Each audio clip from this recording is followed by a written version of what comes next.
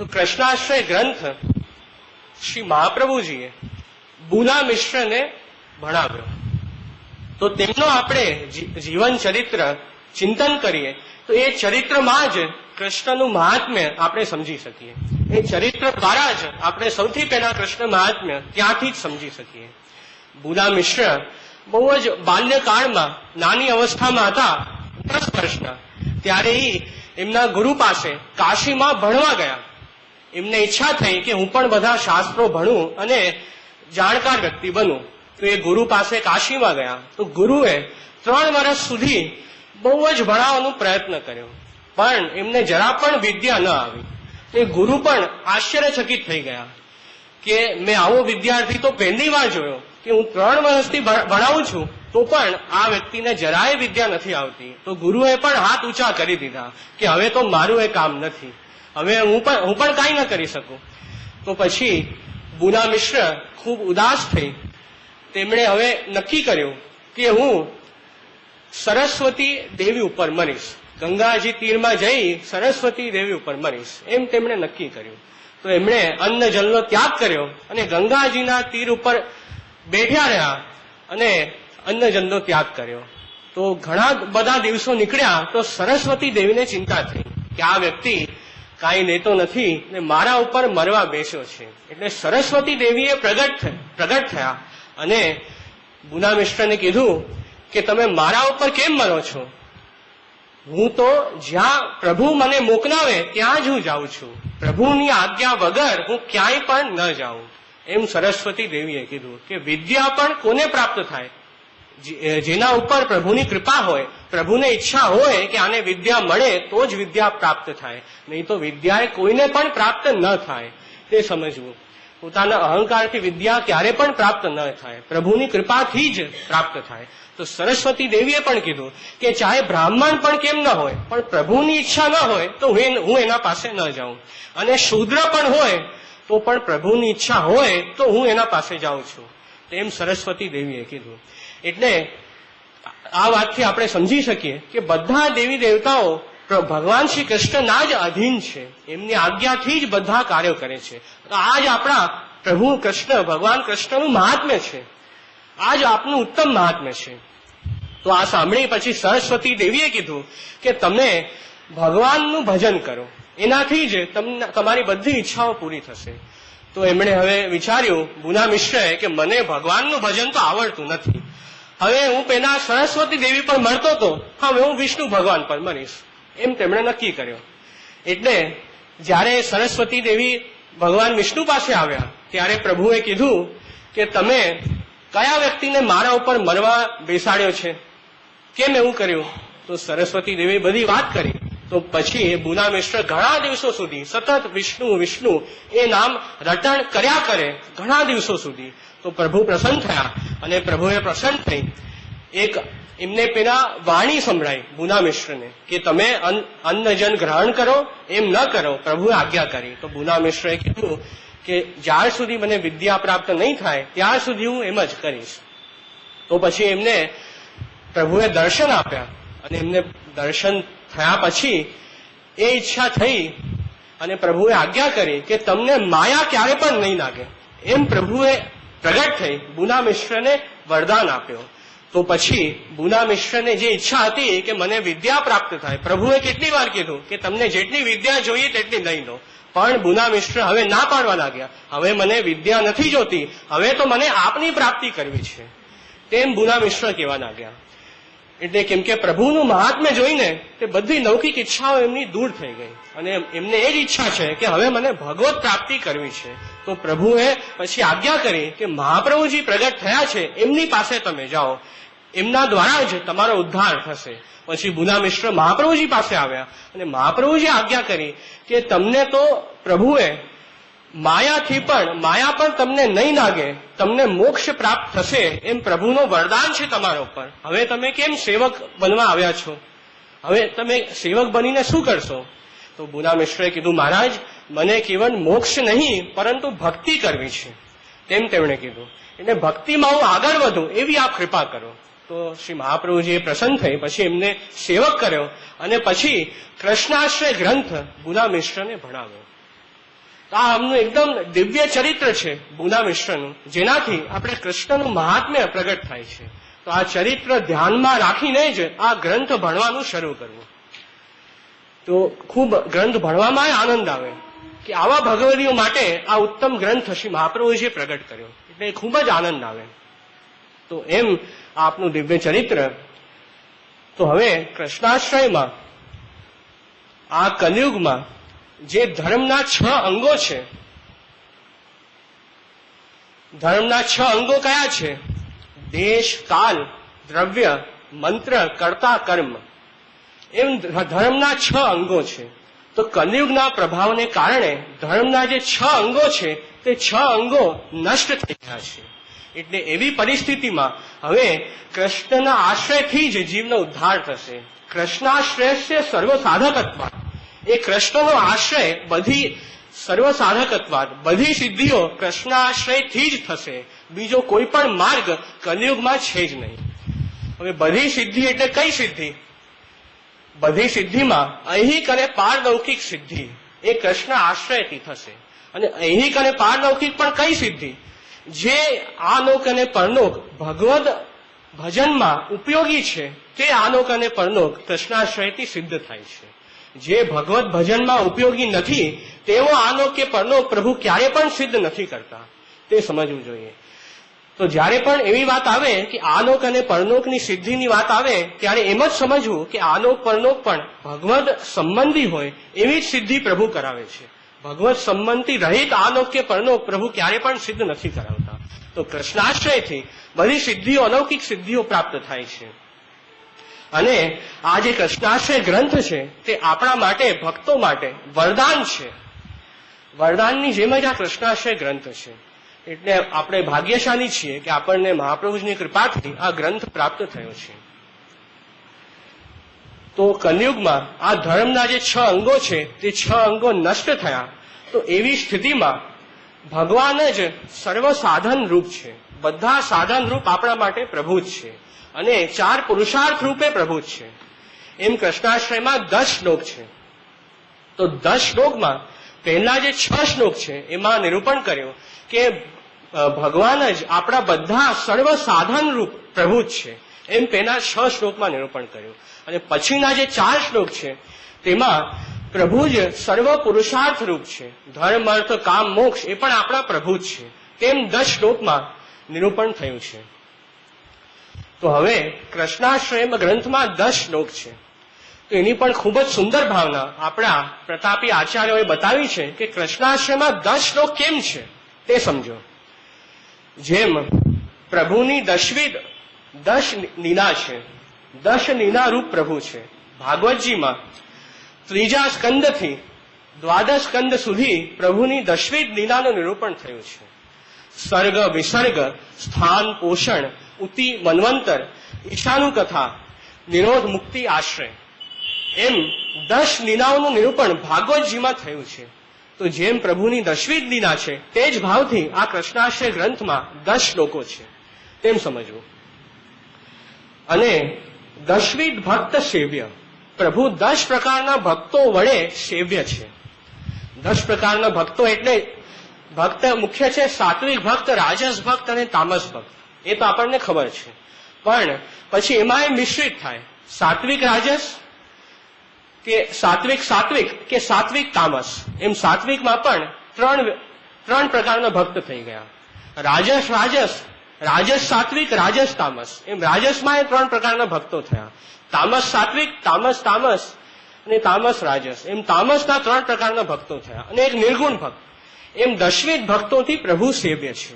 એ જ ભાવથી કૃષ્ણાશ્રયમાં 10 શ્લોક છે તે સમજો.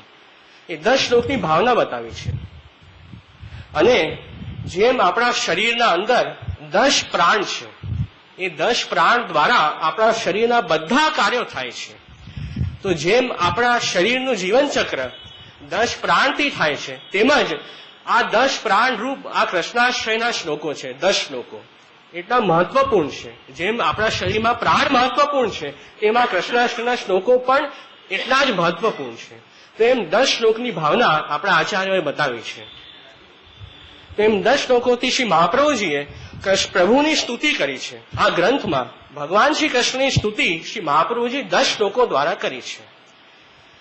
હવે આ જે ધર્મના 6 અંગો છે એમાં સૌથી મુખ્ય અંગ છે કાળ. તો કલયુગમાં ધર્મનો જે સૌથી મુખ્ય અંગ તે કાળ જ અસાધક બની ગયો. એટલે પુરુષાર્થની પ્રાપ્તિમાં કાળ અસાધક બન્યો. એટલે મુખ્યત્વ અંગ કાળસ્ય તત્ર અસાધકત્વાत्. એટલે આવો કાળ કલયુગ એવો આવ્યો કે જેનાથી પુરુષાર્થની પ્રાપ્તિ જીવને નથી થતી. એટલે કાળ અસાધક બની ગયો. તેવી સ્થિતિમાં પણ કૃષ્ણ જ આપણા આશ્રય છે તે સમજો. શ્રી હરિરાય મહાપ્રભુજી વલ્લભ સાખીમાં ખૂબ સુંદર આજ્ઞા કરે છે. કલયુગને સબ ધર્મ કે દ્વાર જુ રોકે આય. કલયુગે સબ ધર્મ કે દ્વાર જુ રોકે આય. બધા રસ્તા કલયુગે બંધ કર્યા, પણ શ્રી વલ્લભ ખીડકી પ્રેમ કી એક જ બારી છે. કઈ બારી? જે મહાપ્રભુજીએ જે માર્ગ બતાવ્યો છે તે એક જ માર્ગ બાકી છે. શ્રી વલ્લભ ખીડકી પ્રેમ કી નિકસ જાય સો જાય. આ એક જ મહાપુરુષોનો જે માર્ગ છે તે જ માર્ગ ઉપર જે ચાલશે તેનો જ ઉદ્ધાર આ કલયુગમાં થઈ શકશે.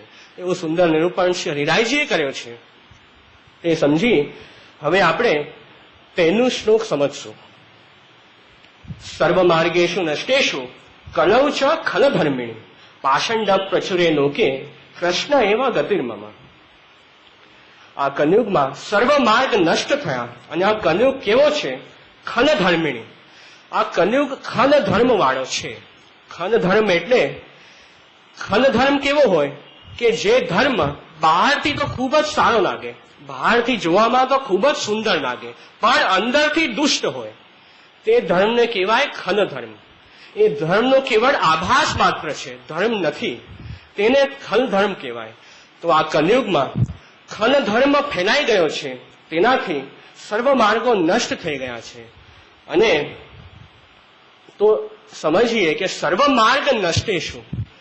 તે સર્વ માર્ગ કયા છે તે સમજવું જોઈએ. અને એ માર્ગ નષ્ટ કેવી રીતે થયા આ બે વાત સમજવાની છે. સૌથી પહેલા સર્વ માર્ગ કયા છે? કર્મ માર્ગ, જ્ઞાન માર્ગ, ઉપાસના માર્ગ અને યોગ માર્ગ. આટલા મુખ્ય માર્ગો છે, સર્વ માર્ગમાં લીધેલા છે. તે માર્ગો નષ્ટ થઈ ગયા છે. હવે તે માર્ગો કેવી રીતે નષ્ટ થયા તે સમજો. ખૂબ ધ્યાન રાખજો તો સમજ પડશે. કર્મ માર્ગ એ શું છે પેલા એ સમજવું પડશે. કર્મ માર્ગનું સ્વરૂપ શું છે પેલા એ સમજી પછી નષ્ટ કેવી રીતે થયો એ પછી સમજશું.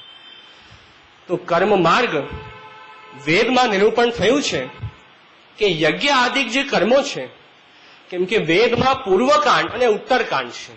તેમાં પૂર્વકાંડમાં યજ્ઞનું નિરૂપણ થયું છે અને ઉત્તરકાંડમાં જ્ઞાનનું નિરૂપણ થયું છે, બ્રહ્મ જ્ઞાનનું નિરૂપણ થયું છે. તો જે પૂર્વકાંડમાં યજ્ઞનું નિરૂપણ છે તો એ યજ્ઞ આદિ કર્મો દ્વારા સ્વર્ગની પ્રાપ્તિ કરવી એમ વેદમાં લખ્યું છે. તો સ્વર્ગ એટલે શું એનું અર્થ પણ સમજવું જોઈએ.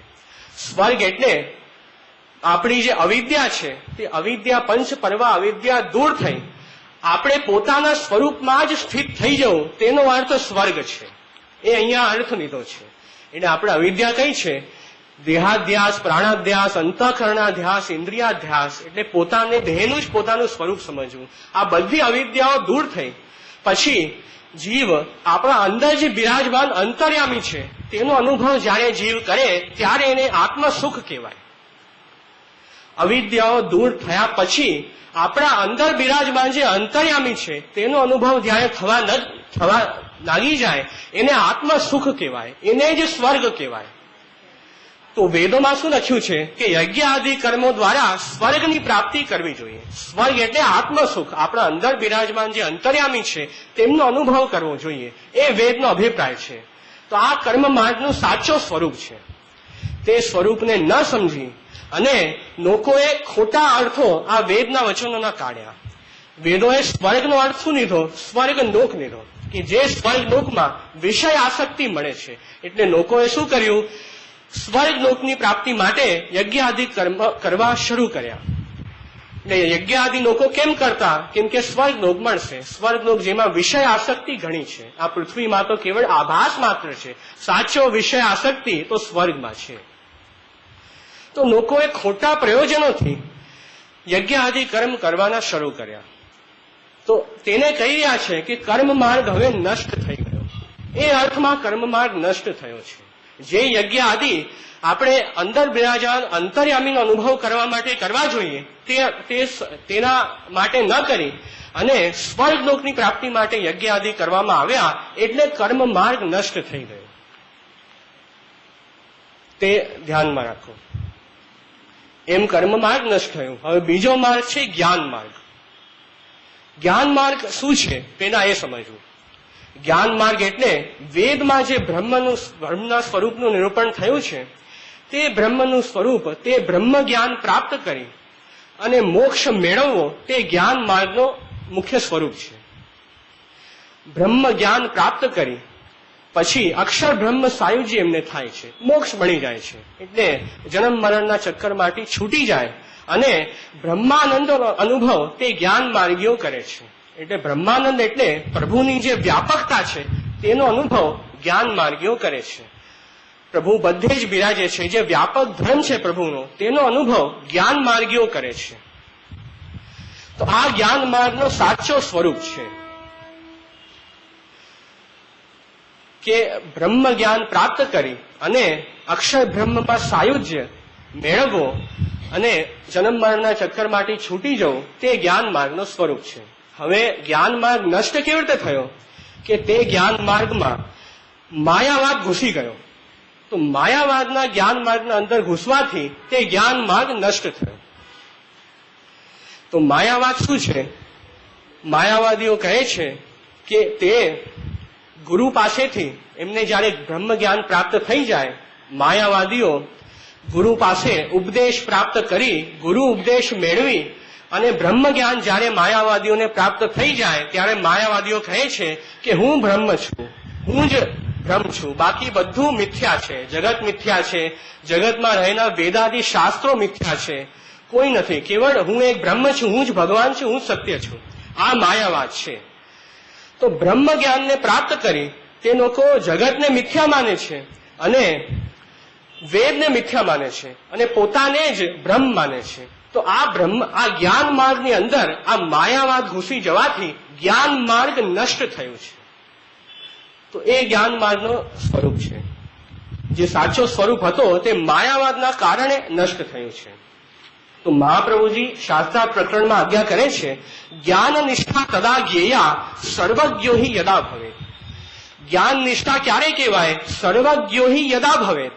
જ્યારે સર્વજ્ઞતા પ્રાપ્ત થાય ત્યારે જ જ્ઞાન સિદ્ધ થયો કહેવાય. બ્રહ્મ જ્ઞાન પ્રાપ્ત ક્યારે કહેવાય? જ્યારે સર્વજ્ઞતા પ્રાપ્ત થાય તો જ બ્રહ્મ જ્ઞાન સિદ્ધ થયો કહેવાય. સર્વજ્ઞતા એટલે ભૂત ભવિષ્ય વર્તમાન બધી વસ્તુઓને જે જાણીને તેને સર્વજ્ઞતા કહેવાય. એક જ જગ્યાએ બેસીને જે ભૂત ભવિષ્ય વર્તમાન બધી જ વસ્તુને જાણીને એ સર્વજ્ઞ પુરુષ. એ ક્યારે થઈ શકે? જ્યારે બ્રહ્મ જ્ઞાન જેને સિદ્ધ હોય તેને જ આ સર્વજ્ઞતા પ્રાપ્ત થાય છે. તો મહાપ્રભુજી આજ્ઞા કરે છે કે આ માયાવાદીઓ તો કહે છે કે અમને બ્રહ્મ જ્ઞાન થઈ ગયું, પરંતુ તે લોકોને સર્વજ્ઞતા તો થતી નથી. તો બ્રહ્મ જ્ઞાન ક્યાંથી થયું? એટલે બ્રહ્મ જ્ઞાન તે લોકોને થયું નથી. કેવળ બ્રહ્મ જ્ઞાનનો તે લોકો ખોટો દોડ કરે છે, તેમને બ્રહ્મ જ્ઞાન થયો જ નથી. એટલે આ હેતુથી કહ્યું કે જ્ઞાન માર્ગ નષ્ટ થયો છે માયાવાદના કારણે. આ થયા બે માર્ગ, કર્મ માર્ગ નષ્ટ થયો અને જ્ઞાન માર્ગ નષ્ટ થયો. આ બે માર્ગ આપણે હમણાં સમજ્યા કેવી રીતે નષ્ટ થયા. હવે છે યોગ માર્ગ અને પછી ઉપાસના માર્ગ. હજી બે માર્ગ બાકી છે સમજવાના. તો યોગ માર્ગ જે યોગ છે, જે યોગનો સાચો સ્વરૂપ છે, તેમાં અષ્ટાંગ યોગ દ્વારા, એ અષ્ટાંગ યોગ આખી યોગની સાધના છે, તેને દ્વારા મોક્ષની પ્રાપ્તિ તે યોગમાં કરે છે. અને જે સાચો યોગનું સ્વરૂપ છે તેમાં તો ઈશ્વરને પણ માનવામાં આવે છે અને આ સમસ્ત સૃષ્ટિ ઈશ્વરે પ્રગટ કરી છે અને ભગવાનને યોગવાળા માને છે. પરંતુ પછી શું થવા લાગ્યું કે યોગમાં નિરીશ્વર યોગ ઘૂસી ગયો. કેવો યોગ? જે યોગીઓ ઈશ્વરને ન માને, નિરીશ્વર યોગ માર્ગ. એ માર્ગ ઘૂસવાથી સાચો જે યોગ માર્ગ હતો તે યોગ માર્ગ નષ્ટ થઈ ગયો.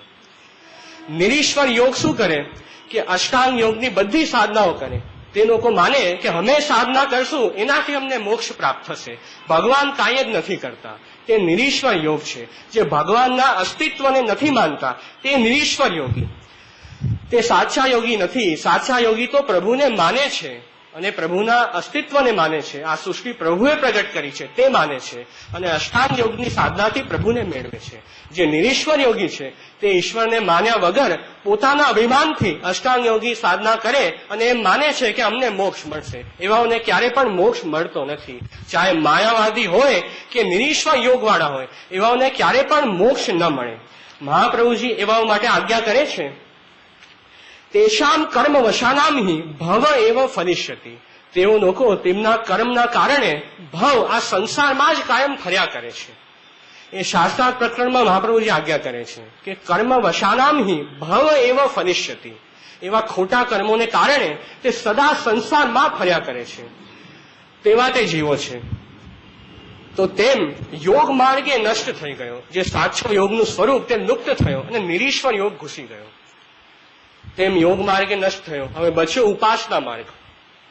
ઉપાસના માર્ગમાં શું હોય કે દેવની ઉપાસના કરવામાં આવે, એમનું જ્ઞાન મેળવી એમની ઉપાસના કરે. અને ઉપાસના પણ મોક્ષ માટે હોય, મોક્ષ પ્રાપ્તિ માટે હોય. પણ ધીરે ધીરે શું થયું, લોકોએ દેવોની ઉપાસના મોક્ષ માટે ન કરી પોતાની સકામ ઈચ્છાઓ પૂર્તિ માટે ઉપાસના કરવા લાગ્યા. તો એમાં થયું શું કે સકામ ભાવથી જયારે ઉપાસના કરવા લાગ્યા ત્યારે પુરુષોત્તમ ત્યાં એટલે પ્રભુ ત્યાં પ્રગટ ન થયા. ત્યાં કોઈ વિભૂતિ પ્રભુની પ્રગટ થઈ. એટલે પ્રભુ પોતાની સામર્થ્યથી તેને ફલદાન કરી દે. ત્યાં પુરુષોત્તમ ન પ્રગટે. તો સાચો જે ઉપાસનાનો સ્વરૂપ હતો તે પણ લુપ્ત થયો. જે ઉપાસના માર્ગ મોક્ષ પ્રાપ્તિ માટે હતો તે માર્ગ સકામ ઈચ્છાઓ પૂર્તિ માટે બની ગયો. એટલે ઉપાસના માર્ગ પણ નષ્ટ થઈ ગયો. તેમ જે ચારે માર્ગ હતા, કર્મ માર્ગ, જ્ઞાન માર્ગ, યોગ માર્ગ અને ઉપાસના માર્ગ, તે ચારે માર્ગો નષ્ટ થઈ ગયા. તેમ સમજીએ. મને લાગે છે કે તમને સમજ પડી હશે. ન સમજાય તો આ પૂરું થાય પછી છેલ્લે પ્રશ્ન પૂછી શકો છો. તો તેમ આપણે જોયું. હવે આ માર્ગો નષ્ટ થઈ ગયા. હવે આપણને ચિંતા થાય કે આ ચારે માર્ગ તો નષ્ટ થયા, તો ભક્તિ માર્ગ ઉપર પણ કલિયુગની અસર પડી શકે? એમ આપણને ચિંતા થાય. હવે આપણા ઉપર આવી. આટલી વાર સુધી આ બધા માર્ગોની વાત કરી. હવે આપણે ચિંતા આપણા પોતાની કરીએ કે શું ભક્તિ માર્ગ એ કલિયુગના પ્રભાવમાં આવી જશે? એ ચિંતા છે. તેવી ચિંતા હોય તો તેવી ચિંતાએ ન કરવી. કેમ કે ભાગવતના 12 સ્કંધમાં નિરૂપણ થયું છે. શું નિરૂપણ થયું છે કે સતયુગમાં ભગવાનના ધ્યાનથી જે ફળ પ્રાપ્ત થાય છે અને ત્રેતાયુગમાં ભગવાનના યજ્ઞ કરવાથી જે ફળ પ્રાપ્ત થાય છે અને દ્વાપરમાં વિધિપૂર્વક પૂજા કરવાથી જે ફળ પ્રાપ્ત થાય છે તે ફળ કલયુગમાં કેવળ ભગવાનના નામોનું કીર્તન કરવાથી પ્રાપ્ત થાય છે. તો આ કલયુગનું એટલું વધારે મહાત્મ્ય છે કે જે ફળ સતયુગ, ત્રેતા અને દ્વાપરમાં થતું હતું તે જ ફળ કેવળ પ્રભુના નામ લેવાથી પ્રાપ્ત થાય છે. તો આ કલયુગ ભક્તિ માર્ગ માટે ક્યારે પણ બાધક ન બની શકે તે સમજો. અને સુખદેવજી પણ 12મા સ્કંદમાં એ જ આજ્ઞા કરે છે કે કનેર દોષ નિધે રાજન અસ્તિ એકો મહાન ગુણ. એમ તો કલયુગ દોષોનો ખજાનો છે, પણ એમાં એક બહુ મોટો ગુણ છે કે જે વ્યક્તિ પ્રભુનું નામ લે છે તેનો તરત ઉદ્ધાર થઈ જાય છે. એ કલયુગનો બહુ મોટો ગુણ છે. દોષોનો ખજાનો છે તો પણ એક બહુ મોટો ગુણ છે. તેમ સુખદેવજી પણ 12 સ્કંદમાં આજ્ઞા કરે છે. અને 11 સ્કંદમાં એ નિરૂપણ થયેલું છે કે કલયુગમાં જીવોની બધી ઈચ્છાઓ સર્વ સિદ્ધિ કરવા વાળો એવો કલયુગ છે. તો જે લોકો એ કલયુગની મહિમાને જાણે છે તે સદા એનું ગુણગાન કર્યા કરે છે. એ કલયુગનું ગુણગાન ભક્તો ગાય છે કે આ યુગમાં સાક્ષાત પ્રભુના નામ લેવાથી ભગવત પ્રાપ્તિ થાય છે. કેટલું સરળ માર્ગ છે.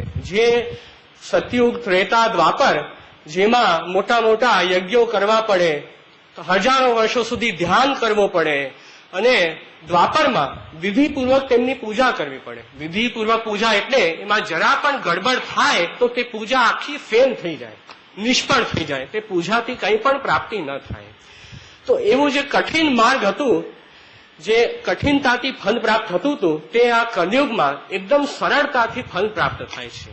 તો જરા પણ ડરવાની વાત નથી. ભક્તિ માર્ગ માટે આ કલયુગ ક્યારે પણ બાધક ન બની શકે, તે ધ્યાનમાં રાખો. અને પછી આ ચિંતા તો દૂર થઈ કે ભક્તિ માર્ગ માટે કલયુગ બાધક ન થાય. પણ હવે એક બીજી ચિંતા હજી આવે કે જે ગૃહસ્થ આશ્રમમાં રહી રહ્યા છે તેમને કલયુગ બાધક થશે, તેમ નવી ચિંતા ઉત્પન્ન થાય. તો તેવી ચિંતા ન કરવી, કેમ કે ભાગવતના ચતુર્થ સ્કંદમાં સ્વયં ભગવાન આજ્ઞા કરી રહ્યા છે. શું આજ્ઞા કરે છે? કે જેમનો આખો સમય મારી લીલા કથાઓના ચિંતનમાં વીતે છે, તે યદિ ગૃહસ્થ આશ્રમમાં પણ રહી રહ્યા છે તો તે ગૃહસ્થ આશ્રમ તેમને બાધક નહીં બને, તેમ સ્વયં પ્રભુ પણ આજ્ઞા કરી રહ્યા છે. કે જેમનું આખો દિવસ પ્રભુના ગુણગાનમાં જ વીતે છે, તે યદિ ગૃહસ્થાશ્રમમાં પણ રહે તો તે ગૃહસ્થાશ્રમ તેમને બાધક નહીં બને. આ સ્વયં ભગવાનના વચનો છે ચતુર્સ્કંદમાં. એટલે ગૃહસ્થાશ્રમમાં રહેવાથી પણ કલયુગ બાધક નહીં બને, તે ધ્યાનમાં રાખો. આ તો બે ચિંતાઓ દૂર થઈ કે કલયુગ ભક્તિ માર્ગમાં બાધક નહીં થાય અને ગૃહસ્થાશ્રમમાં પણ બાધક નહીં થાય. હવે પાછી નવી ચિંતા થાય કે કોઈ દુષ્ટ હોય, આપણાથી તો ઘણા દોષો થઈ જાય, ઘણા પાપો થઈ જાય, તો આપણો કલયુગ શું બાધક બનશે? તેમ નવી ચિંતા પ્રગટ થાય.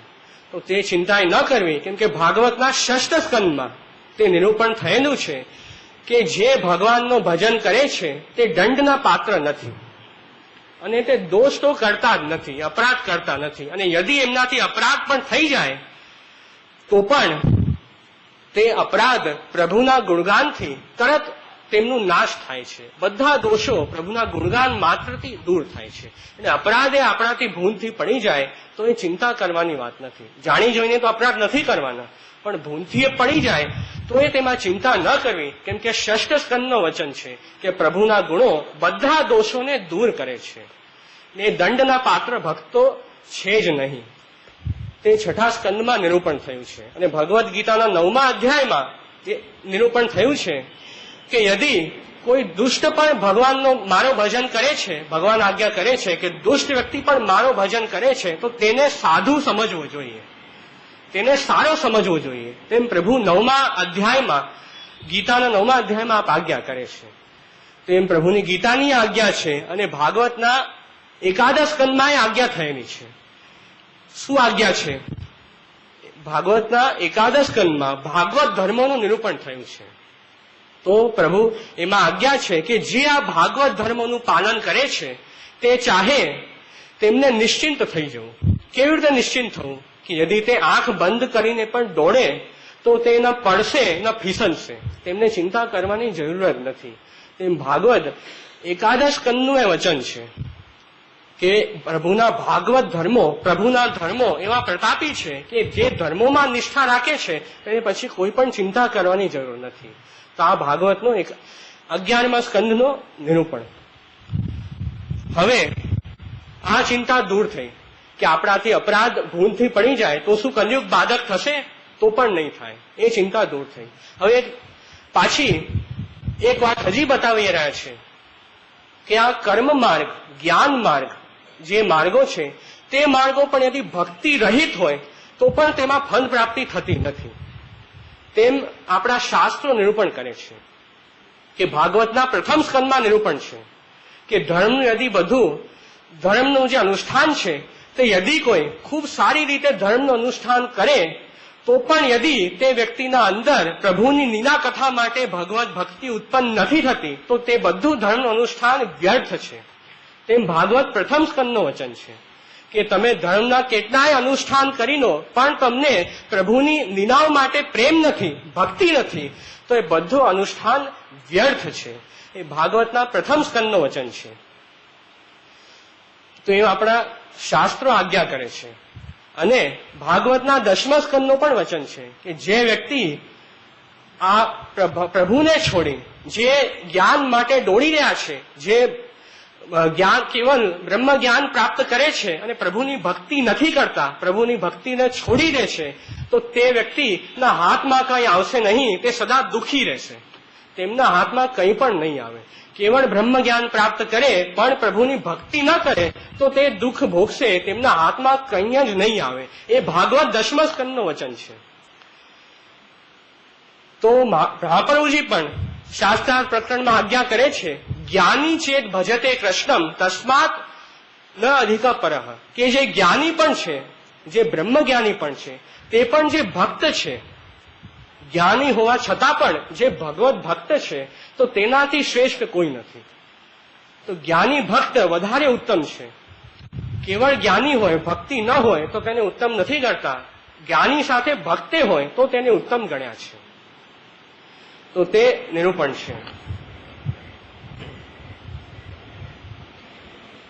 અને પાછું ભાગવતનો એકાદશ સ્કંદનો વચન છે કે જે પ્રભુની ભક્તિથી વંચિત છે, જે પ્રભુની ભક્તિથી વંચિત છે, તે યદિ દયાથી યુક્ત ધર્મ પણ કરે અને કેટલી પણ દયા કરે, તપસ્યા કરે, તો એ દયા અને તપસ્યા પણ તેને પવિત્ર ન કરી શકે.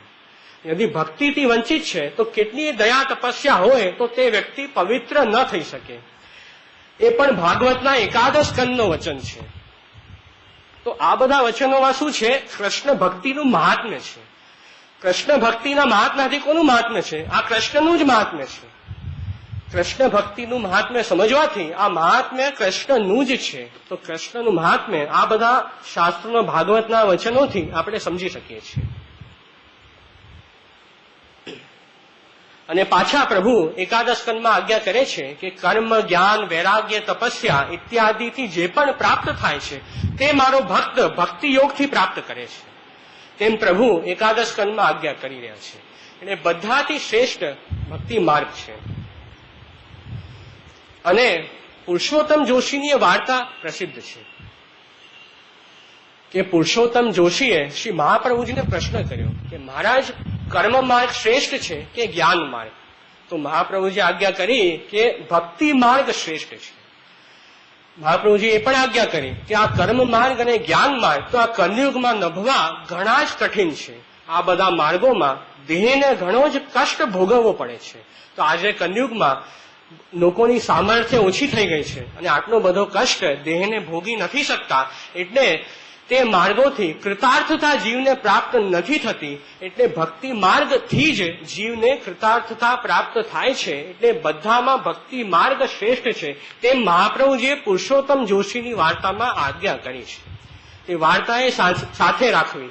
તો આ બધું એક સાથે વાંચવું જોઈએ. અને શ્રી મહાપ્રભુજી શાસ્ત્રાર્થ પ્રકરણમાં આજ્ઞા કરે છે, અધુના હિ અધિકારાસ્તુ સર્વ એવ ગતાહ કલૌ. આજના કલયુગમાં બધા માર્ગોના અધિકાર નષ્ટ થઈ ગયા છે. આજના જીવો કોઈ પણ માર્ગના અધિકારી નથી.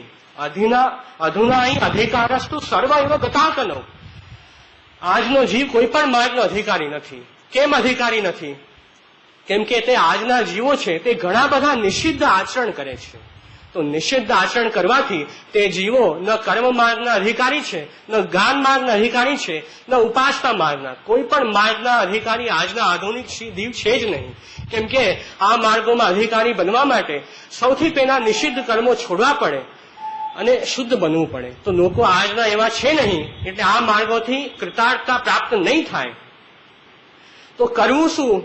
તો મહાપ્રભુજી આજ્ઞા કરી, કૃષ્ણશ્ચેત સેવ્યતે ભક્ત્યા, કૃષ્ણની જ ભક્તિ દ્વારા સેવા કરો, કલહી તસ્ય ફલાયહિ, તો તેમને કલયુગ ફલરૂપ થશે.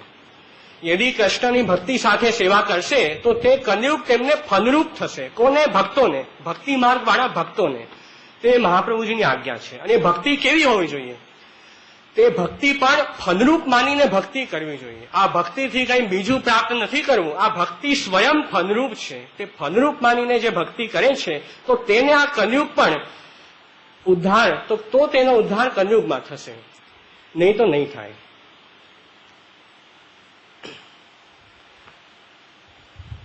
તો તેમ આપણે આ કૃષ્ણાશ્રયનો પહેલો શ્લોક સમજ્યો. સર્વમાર્ગેષુ નષ્ટેષુ કલૌ ચ ખલધર્મિણી પાષંડ પ્રચુરે લોકે કૃષ્ણ એવ ગતિર્મમ. પાષંડ એટલે વેદ વિરુદ્ધ જે વાત કરે તેને કહેવાય પાખંડ. પાખંડ એટલે શું? જે પણ વેદની વિરુદ્ધ વાતો હોય તેને પાખંડ કહેવાય. તો આજના યુગમાં બધી વાતો વેદની વિરુદ્ધ થઈ ગઈ છે, એટલે પાખંડ અતિ પાષંડ પ્રચુરે બહુ વધારે માત્રામાં પાખંડ બધે ફેલાઈ ગયો છે. આજની એવી કલયુગની સ્થિતિ છે. એટલે કૃષ્ણ એવા ગતિર્મમ, હું કૃષ્ણની જ શરણમાં છું. તેમ આપણે પ્રભુનો આશ્રય સ્વીકારીએ છીએ. તો આ શ્લોકમાં કૃષ્ણ મહાત્મ્ય પ્રગટ થયો છે. અને સર્વ માર્ગેષુ નષ્ટેષુ કલૌ ચ, અહીંયા ચ આવ્યો છે. તે ચ ની અંદર ઘણી જ ગૂઢ વાતો છુપાયેલી છે. આપણે ખાલી બોલવા માટે બોલી જઈએ કલૌ ચ ખલધર્મિણી, પણ તે ચ ની અંદર ઘણી બધી ગૂઢ વાતો છુપાયેલી છે. તે ગૂઢ વાતો શ્રી રઘુનાથજી, શ્રી ગુસાઈના પંચમ દાનજીએ બતાવી છે. શું ગૂઢ વાત છે?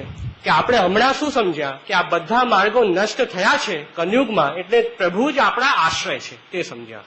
પણ રઘુનાથજી આજ્ઞા કરી રહ્યા છે કે ચાહે કલયુગ ન હોય, ચાહે સતયુગ હોય કે ત્રેતાયુગ હોય કે દ્વાપર યુગ હોય, આ માર્ગો નષ્ટ ન થયા હોય તો પણ કૃષ્ણની શરણમાં હું છું. એવું નથી કે આ માર્ગ નષ્ટ થયા એટલે હું કૃષ્ણની શરણ છું. ચાહે આ માર્ગ નષ્ટ થયા ન હોય તો પણ હું કૃષ્ણની શરણ છું. કેમ કે આપણે જોઈ શકીએ કે સતયુગમાં તો આ માર્ગ નષ્ટ નહોતા થયા તો પણ નરસિંહ ભગવાનને પ્રગટ થવું પડ્યું, અને પ્રહલાદજી માટે નરસિંહ ભગવાન પ્રગટ થયા. તો આપણે જોઈએ કે જ્યારે આ માર્ગો હતા તો પણ ભક્તોના ઉદ્ધાર કરવા માટે તો પ્રભુને જ પ્રગટ થવું પડે છે. આ માર્ગો દ્વારા ભક્તોનો ઉદ્ધાર ન થઈ શકે. અને ત્રેતામાં શ્રી રામ ભગવાન પ્રગટ થયા. તો રામ ભગવાને પ્રગટ થઈ તે ભક્તોનો ઉદ્ધાર કર્યો. અને દ્વાપરમાં ભગવાન શ્રી કૃષ્ણ પ્રગટ થયા. અને કલયુગમાં તો આપણા શ્રી મહાપ્રભુજી પ્રગટ થયા જ છે. તો આપણે તે સમજવું કે ચાહે સતયુગ હોય, ત્રેતા હોય, દ્વાપર હોય, આ બધા માર્ગો નષ્ટ ન પણ થયા હોય તો પણ આપણે કૃષ્ણની શરણમાં કાયમ રહેશું. એવું નથી કે માર્ગ નષ્ટ થયા એટલે કૃષ્ણની શરણ છું, એ સાવ ખોટી વાત છે. નષ્ટ ન થયા હોય તો પણ આપણે કૃષ્ણની શરણમાં છીએ તે સમજો. તે સમજીને આપણે આ પ્રથમ શ્લોક સમજ્યું